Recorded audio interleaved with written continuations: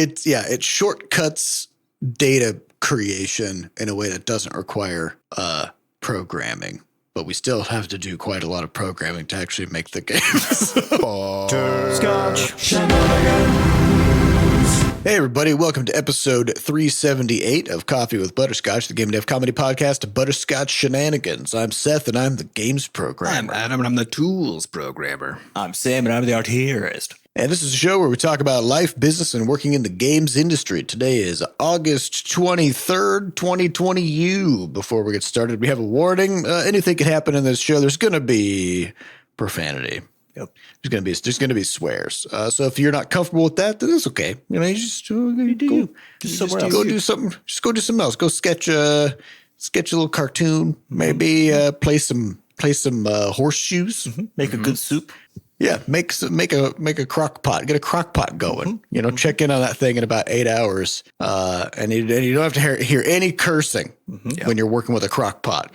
It's just a very chill, slow burn. Yeah. So It's hard to, because often in cooking, you know, you'll do something and be like, fuck, you know, but like with a crock pot. not with a crock pot. You just throw stuff in there and you just turn a knob. Everything's It's chill, baby. I feel like they missed the whole marketing beat there. It's sort of the kitchen tool for people who don't want to be vulgar, you know? Yeah. That's right. It's like the infomercial, you know, where it's like, it just shows somebody like trying to cook in other ways. And they're just like, then they have to be bleeped constantly because they keep fucking things up, you know? And they're like, do you want to avoid profanity in the kitchen? You know? Yeah, I'm going to say it. You ever see Gordon Ramsay cooking with a crock pot? Good point. No, you don't. Have you ever seen him not cussing? Exactly. Yep. Exactly. Anyways, we'd also like to thank our supporters over at moneygrab.bscotch.net, whose recurring support helps keep the podcast running. And we also have a sponsor for this episode, which is Favro, favro.com. And we'll talk more about that a little bit later. So what's going on in the studio? Let's talk about Game Devs of Color Expo. Yeah. It's coming up next month. And for those who aren't aware, it's another, game dev conference, people giving cool talks and all sorts of stuff. All virtual. And actually we have one of our own peeps in there doing talk stuff. Yeah, so Jen Coster's doing that. So you'll see her up on the front page with all the pictures of all the cool people doing all their cool talks, you know. So so she's giving a talk about narrative lenses, and it's really about the hero's journey and how maybe you should think a little bit more about it as a concept before adopting it as a default. Yeah. So it's a good talk. It's good. Congrats to Jenny for finishing that talk. I know it was very labor intensive because talks always are. But it's gonna be good. So y'all should go to the expo and hear all the other people too. They've been doing this expo for a few years, and they've always got a good lineup and some really interesting talks. So check it out. Yeah. Now, I don't want to go into the substance of the talk because I want everybody to go see it. Go watch the talk. But I do want to talk about the production of the talk because it was really interesting and fun to watch Jen put this talk together because she's done a lot of speaking in her day, but not like this. Yeah, it was all in because she comes from medicine, where she was a doctor for a while, right? And so it was all academic contexts, but very different kind of a vibe and audience, and also audience expectations. Yeah, and a lot of the academic stuff is somebody has required that you put together a presentation, right? And they're making you do it. And the audience is also captive. Yeah, the audience is captive, and they're going to listen. And it's also only for that audience, right? It's not for anybody else outside of the room. You still have to figure out who your audience is, but you get to assume a lot, and you also get to assume that homogeneity kind of in context, where like they all know a lot of the same stuff. And you still do have to figure out what that is, right? But you get to make a lot more assumptions going in about what they know. Mm-hmm. Yeah. And when you're making a talk that is for more general consumption that nobody really actually has to listen to, and also you don't have to do it, actually, like you signed up to do it, right? and it's not like for a thesis or whatever. Everybody's there voluntarily. And so now all of a sudden the pressures change, right? Because like you've got to make it interesting. You've got to make it entertaining. You've got to make people care. And you can't just launch right into your topic. You actually have to like really set the stage and get people on the same page, because you also don't know who everybody is who's watching. You don't know what their experiences are. You don't know whether they know the same things that you know. Probably they don't. They definitely don't. Yeah, They definitely don't. And they don't even know for sure why they're there a lot of the time, because they have just enough context to know that they are interested in the topic as you've presented it. So it's like buying a video game, like we talk about all the time, right? Like you see the marketing materials and you're like, that seems up my alley, but I don't know for sure, right? And then you go jump in and start playing it, but now when you actually experience it, when your real reality kind of hits that, you're like, oh, okay. So all of a sudden the expectations that you had as a player, as the consumer, meet a completely different reality, right? And so the game's design, just like a talk design, is trying to be ready to catch that person, right? When they're surprised by things that they didn't expect, and still help them have a good experience. Yeah. So it's been cool to see her go through the process, because she's been checking in with us in the studio at different points as she's been preparing the talk, and kind of she's been discussing with us like these kind of struggles and realizations that she's had putting this thing together. And it's been really cool to kind of see her go through that same series of realizations about the things that she had to focus on and the things that mattered that we've had to go through as we put together our own GDC talks and stuff like that. And then the other thing is just that her talk is it's like 20 minutes. Mm-hmm. Yeah. And that's that like the hardest length of talk to give. And it's funny because when she was at the outset, she was deciding how long I think she had the option to do a 1 hour talk. Yeah, she could choose between Yeah, and she went for the 20-minute talk because she's like, it's 1/3 as long. It's way easier, right? Mm-hmm. And yeah, it's easier to give the talk, but to prepare a 20-minute talk is way, way harder than an hour talk, because you have to cut so many things. You have to keep it very tight. You've got to figure out there's lots of things that you want to talk about and a lot of nuance that you want to get at that you have to just completely eliminate. You just can't get into it. And that's particularly hard coming from, which I can speak from experience, coming from an academic context, because an academic talk, I mean, like in any academic context differs, right? But in my field of microbiology and like a lot of science fields like that, the talk that you're presenting is you're basically trying to make a case for something that you think you have found, right? Mm-hmm. And you're doing that to an extremely skeptical audience, right?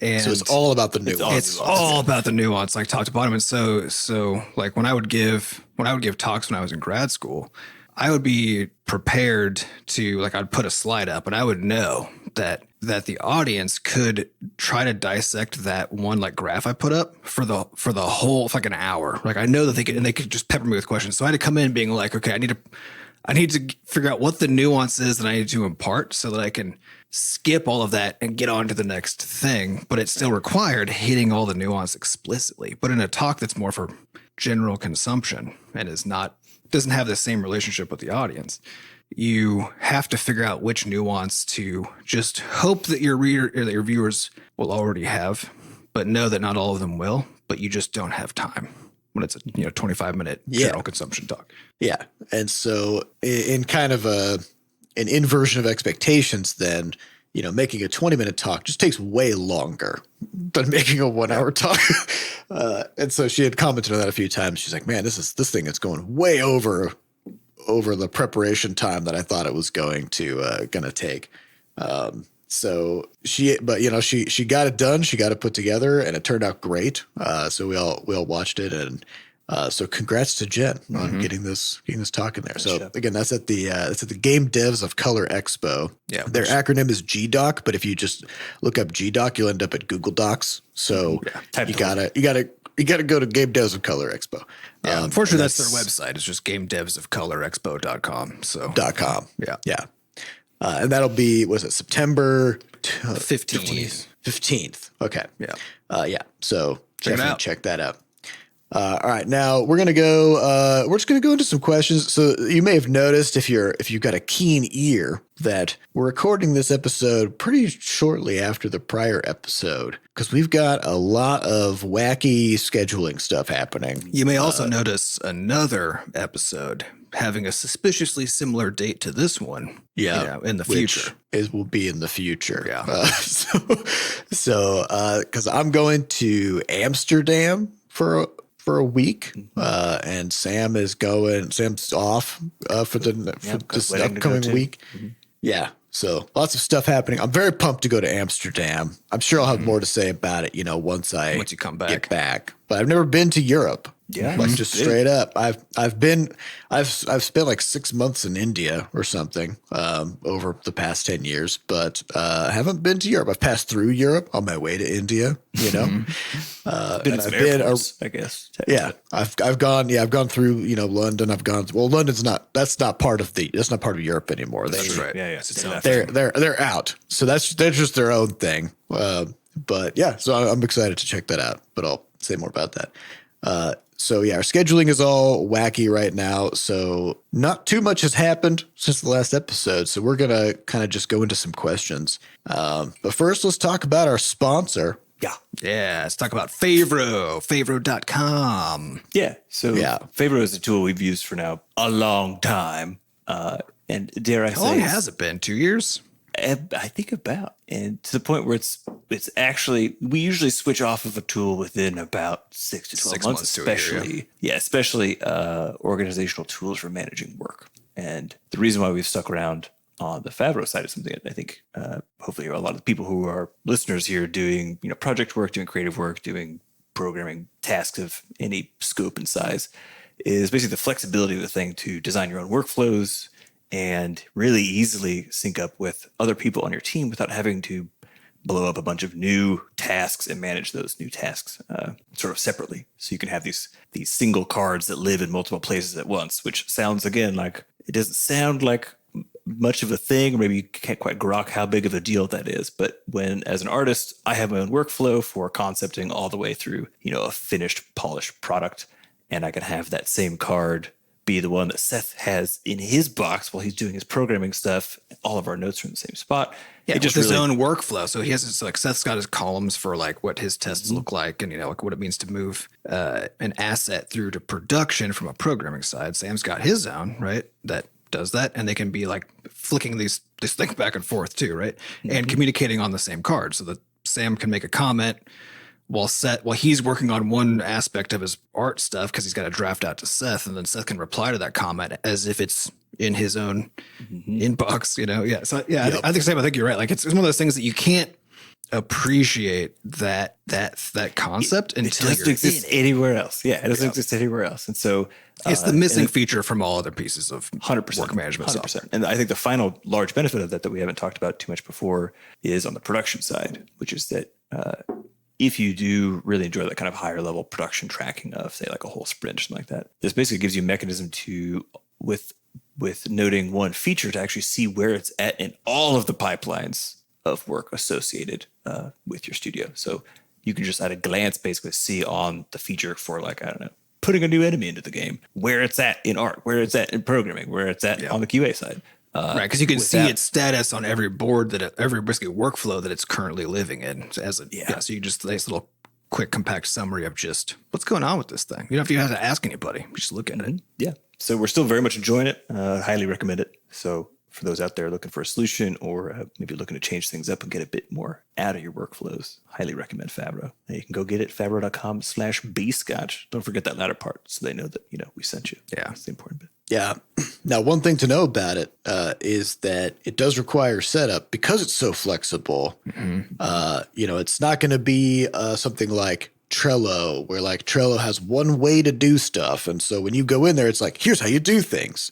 When you start using Favro, you first need to ask yourself, how do I want to do things? And you can make it just do things the way that you want. Yeah, right? It's a blessing and a curse, because that means you gotta give it some time. You gotta think.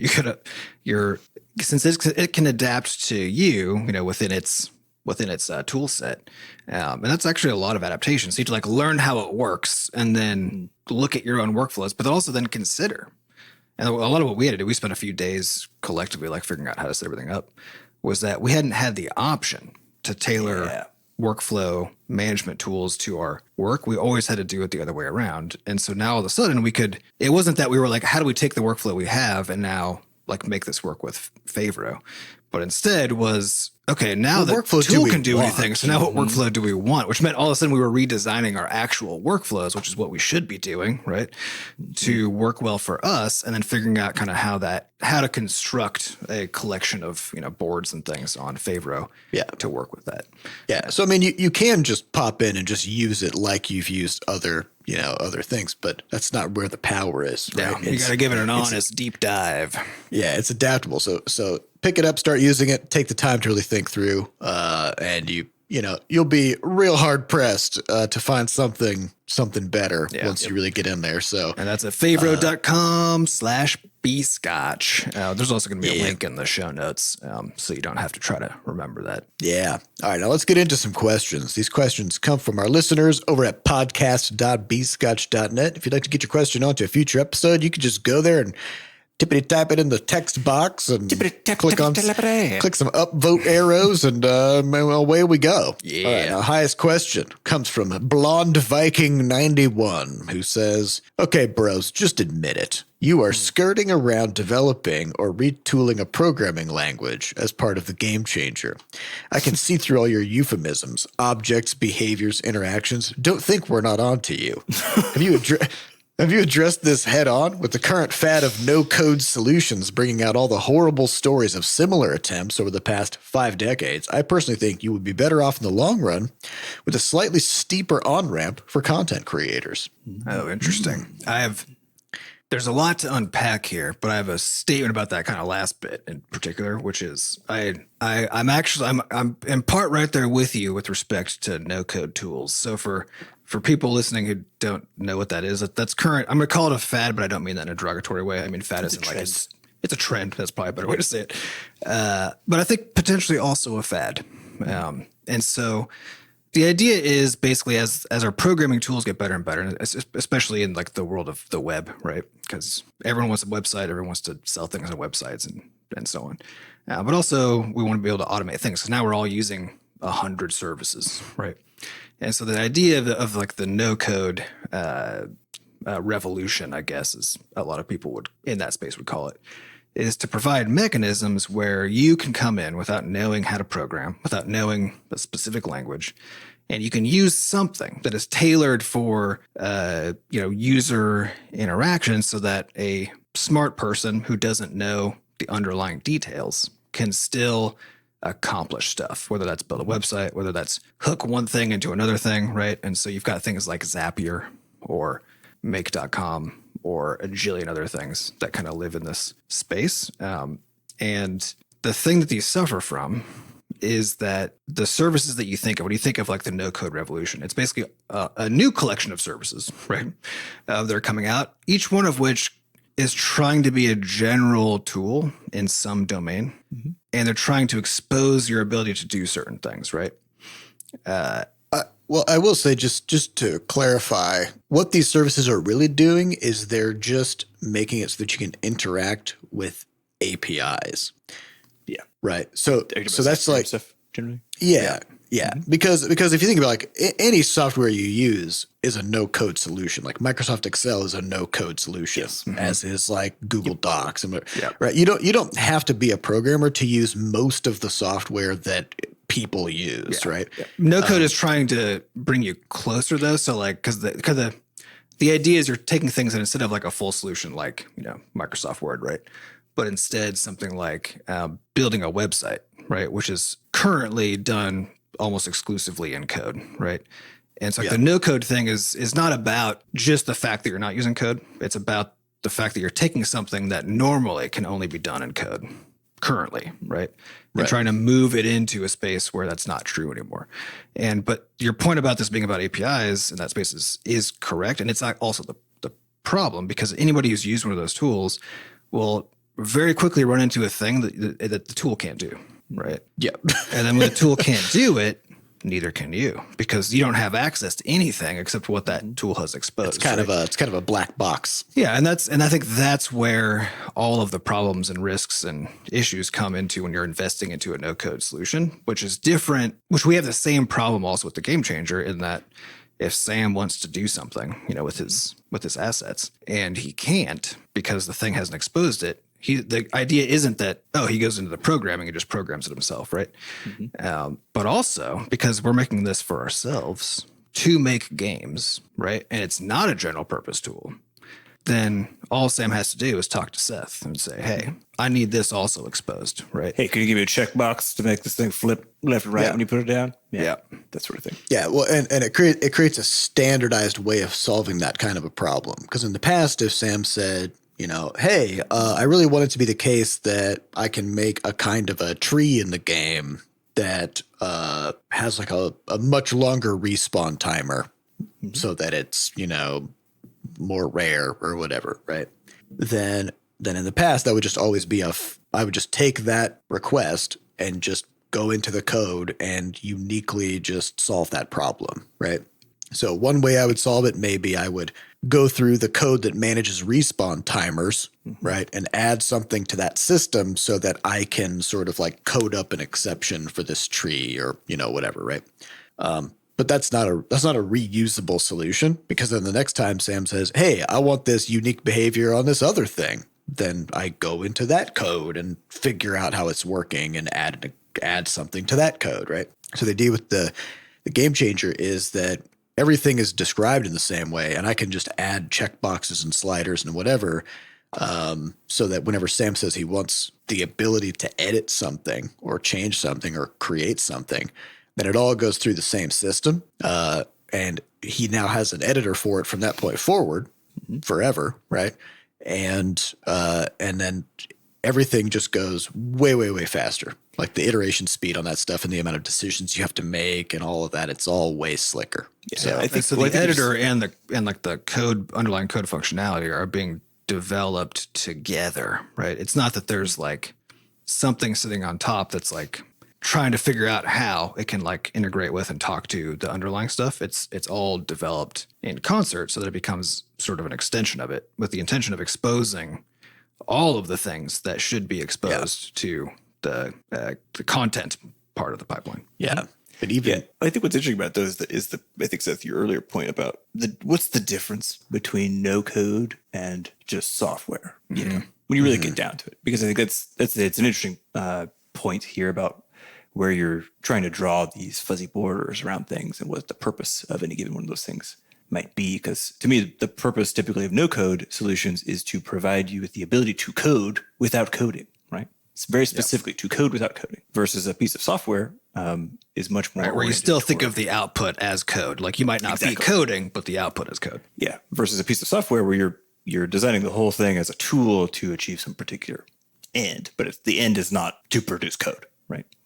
To do coding. And so I think I wouldn't actually call the Game Changer a no code solution in the same way that I would, to Seth's point, wouldn't call Excel a no code solution. It's rather, it's a content management and development tool. it's data management. It's data management. It's not a code management interface. And I think that's a very important note, because that's where I think if you're talking about no code solutions and why they typically fall apart, it's not dissimilar from if you are in Excel and you're like, oh, there's this weird thing I need to do, but I can't. There's no easy way to actually make it happen, right?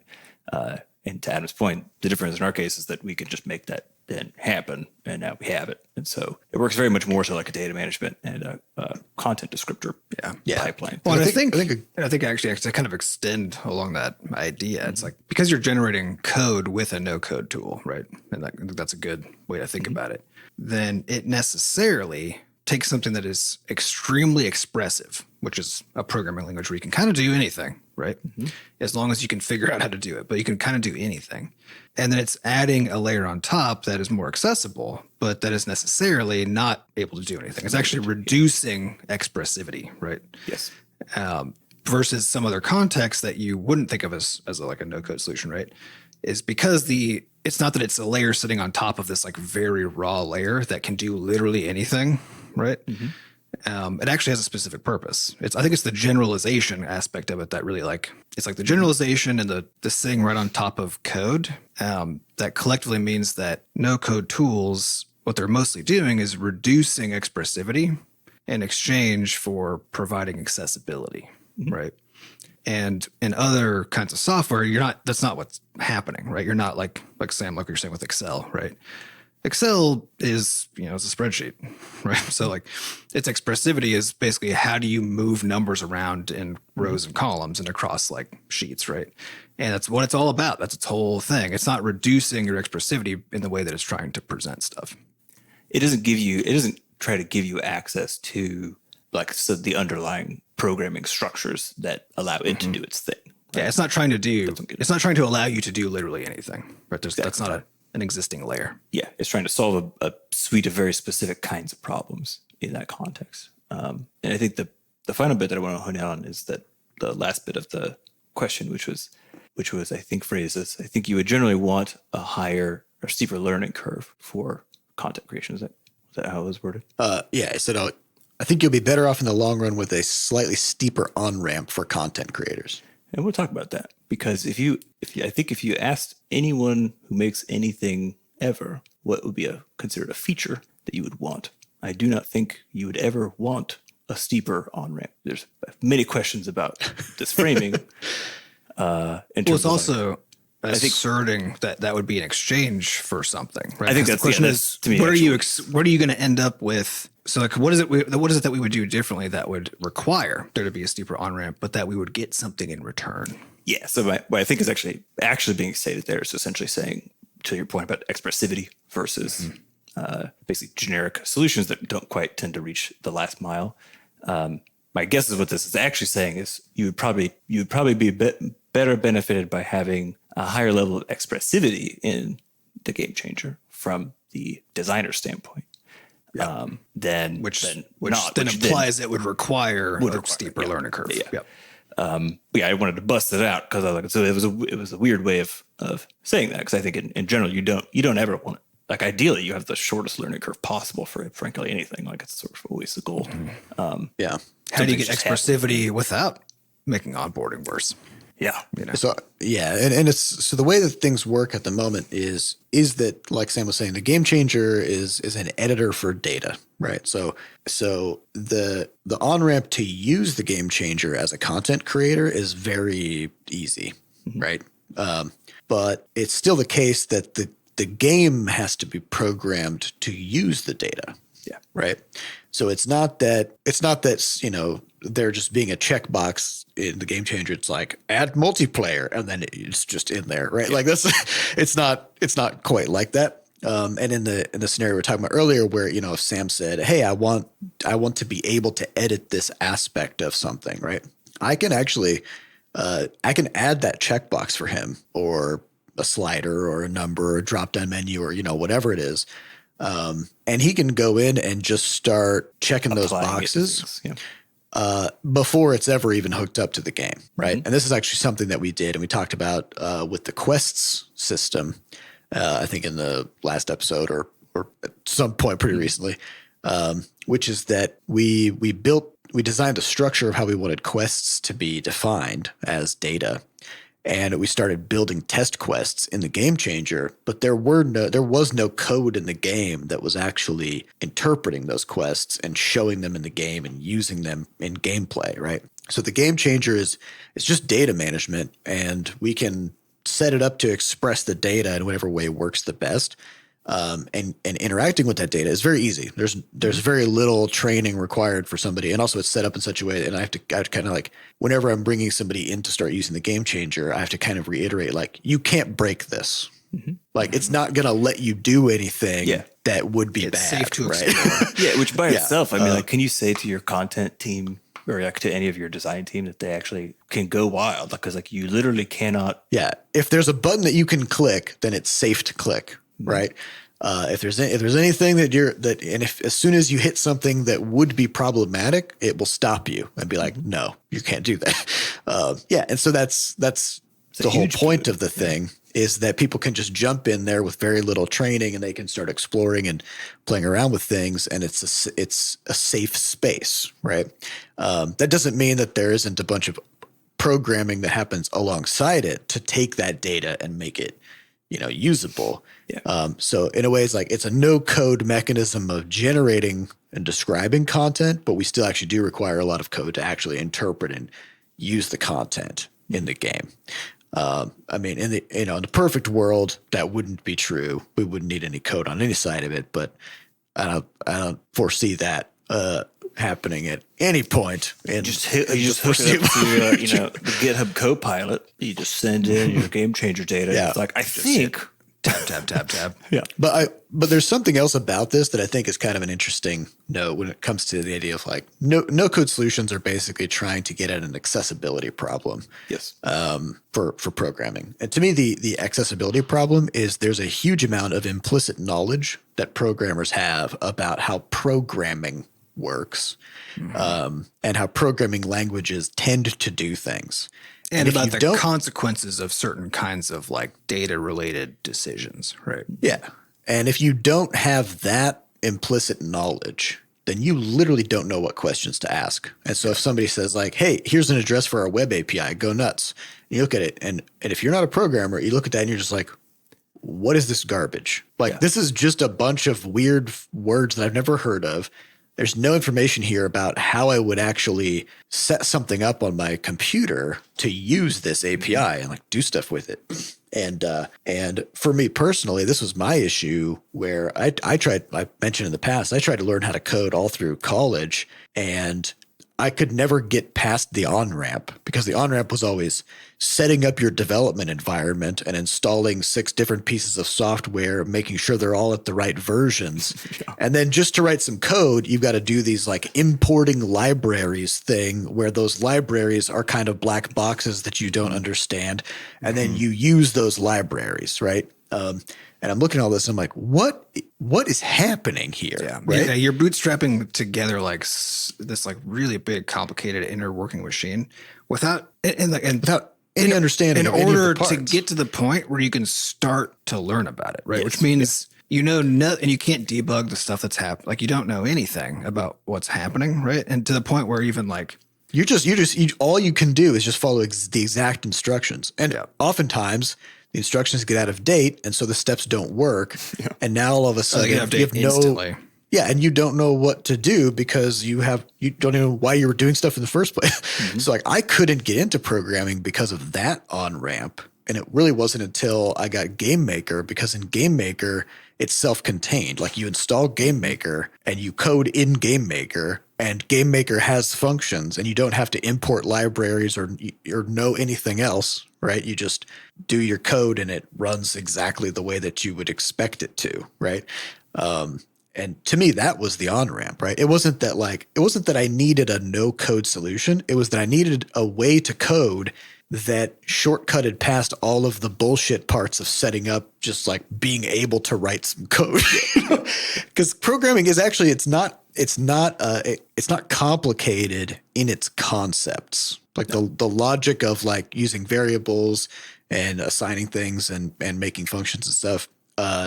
Those concepts are accessible concepts to most people. Yeah. I mean, right? It's way less complicated than just natural language. It's just that you're taught natural language and immersed in it from the moment you're born. Right. But in terms of like complexity and like difficulty of concepts and all that kind of stuff, it's because everything about it is always unambiguous. It means exactly one thing every time. Right. And there's a finite number of things that any given thing or that can even be meant. Right. Yeah. But it's in their combination that you get the cool stuff. Right. And so, it's actually, it's like the core pieces. Yeah. The core pieces of writing code are fairly intuitive to most people. And sure, like when you're writing much more elaborate code that requires you to like really get into the logic and sort of map it out in your mind, right? And there's understand how like there's a that's ton where of it gets nuance and surprises. Yeah, definitely. Yeah, but like at its core, to me, the problem is not the fact that there's code. It's the fact that getting to the point where you can write code is such a huge burden that that everybody's, to me, solving the wrong problem. Like they're shortcutting past and like we're making all these no code solutions as if code is the problem, when really to me it's onboarding into code that is the problem. You mean dev environments basically being the problem? Yeah. Well, I think there's. I think Or rather, it's to me it's the bigger problem. I shouldn't say it's not a problem. Like everything could be. But I think I think maybe the more like nuanced, interesting takeaway here is actually the idea of the artificiality of like creating some point and being like, okay, so this is now like the no code interface to the underlying code, right? Or this, because the reality is that like anytime you're doing anything with building software, right? It's layers upon layers upon layers of stuff, right? Because just logic. Yeah, because you're abstracting things away, and you're like, you take a whole bunch of logic that does one thing, and then you bundle it up and say, okay, I'm gonna kind of tuck this away. I'm gonna call this a function. You put stuff in it, it gives me stuff back, right? And I'm gonna kind of tuck it away so you don't have to look at it and worry about the details. And now all of a sudden, I'm using a function. Like, was that a low code solution, right? Because there's also a low code, right? So like. And actually, yes, it is, right? And you could take like these new libraries that keep on coming out in like the web space that try to make it easier and easier and easier to make an interactive website, but without having to like understand all the details about JavaScript, without having to like do everything yourself, right? But that's in the end, that's just JavaScript, like underneath, right? Again, well, and also and you can concepts call that you're low code using, again if you want to, but like no matter what layer you're at, that's just a lower code layer than the layer before that. Right. And it's very artificial to like pick one and say, like, maybe we've gone too far. Right. Yeah. Versus and asking, what is the step point of each one of these? And how do we make it easier to get in between these? And how do we make it easier at each lower rung? Right. To actually accomplish things. Yeah. And I see things like Unreal Engine has their blueprints system. Yeah. Which is fantastic. As a low code or no code way of like putting together game logic, right? And Game Maker has a visual interface as well that you can use to like connect things together. But what's interesting about those is like they are not actually no code solutions because the things that you do, the kinds of logic that you use, is just the exact things that you would do when you write code, right? But you create variables and you hook them together. You just aren't typing it. Yeah. But I do think to me that is the difference. So if you're talking about to me what a no code solution is, it's an abstracted way of producing code, right? Mm-hmm. Just without typing. Yeah, it's creating a new interface on top. Yeah, and so I think that's the main understanding. The important thing to note as far as what the game changer is versus what it isn't. It is not for code creation. It is not for it's code. For data. It's for data creation. Yeah. And this seems like maybe a odd way to split it, but the reality is what we've seen from our production pipeline stuff is that splitting along the dimension of basically programming as the implementation of data, the expression of data inside of a game, and then data as the expression of the design and artistic intent for the game and balance and all that. Splitting along that line actually provides you these two parallel pipelines that really nicely reinforce each other. And if you set up proper systems and stuff, can really speed up the overall pipe, basically. Mm-hmm. Oh yeah, and you can hijack things way easier when the data is so easy to work with. So here's a fun example of just what happened just yesterday. All right, so in the original Crashlands, recipes were things that you could find out in the world, and they're represented by like a little crate with like a yellow gear icon. Yeah, on you it. just like chopped down a tree, and then all of a sudden a little crate would fly out of it. A recipe fly that, yeah. And we also can give you recipes as quest rewards and whatever. One of the things that you definitely have to do when you're working on a game is make sure that player progress is saved between sessions, right? So whenever players would get these recipes, we would have to make sure that we had set up a separate system for tracking which recipes you have obtained and which ones you have not yet obtained. And basically it's kind of like we would like check them as found, right? So whenever we saved your game data, then we would go through all your recipes and write the ones to disk that you've saved or that you've acquired, right? And that's a separate system from stuff like how many items do I have? Where have I been in the world? All that stuff. So anyways, to summarize that, it's having recipes as findable things required its own unique solution in the original game. So in Crashlands 2, we were, working through the questing system, and the conversation came up of, hey, like, can we get something in Crashlands 2 that allows us to deliver recipes in the same way, where we can just give the player a recipe, right? Now, in the past, the way we would solve this in a totally code heavy way would be to say, yeah, we'll just do what we did, where it's kind of like we set up a new way of a new kind of data where we're saving to disk what recipes you've gotten, and it's basically a growing list, right? But this time around, we have the game changer. And so we looked at the game changer and I was like, well, I mean, we could just make those recipes as just items. And when you get them, they just go into your inventory, because we already are saving your inventory to disk, right? And then unlocking a recipe is actually just you've got that crate in your inventory, right? So and then we can just hide it. So now the feature that has to get added is actually being able to hide things in your inventory. Which actually the game already does that by default. So there you go. So that was, and so no new system required. Literally just like made a new kind of an item we called it a schematic, right? It's like got a new schematic. And boom, that just automatically hooks into all the existing things. So now like schematics can be given to the player in the course of a quest, just the same way that they would give you a weapon or anything like that. And it already is saved. And so it's something that, would have taken quite a while to like go through and set up all the data and set up the save systems and all that stuff. It just took a morning. Yeah. And you wouldn't need like the interfaces we're talking about, like for Sam to be able to interact without code to get that same thing, because in the end it is still just code processing data structures, right? But it's the focus of having there always be the data layer intermediate that's actually where all of the content comes from. So every design that gets discussed is like, okay, we want this feature, we want this thing, whatever, right? Becomes a discussion about, okay, what does that mean like at the data layer for basically for the person creating the content to be able to express what they want to express, to have consequences in the game, and for the programmer to be able to convert that into the actual expression, right? And so now the dialogue becomes focused right exactly on like the implementable from both sides thing, which is the data structure. And so since everything is focused there and everybody wants to be easier, it's like programmers want to be easier to program, content creators want to be easier to create content, right?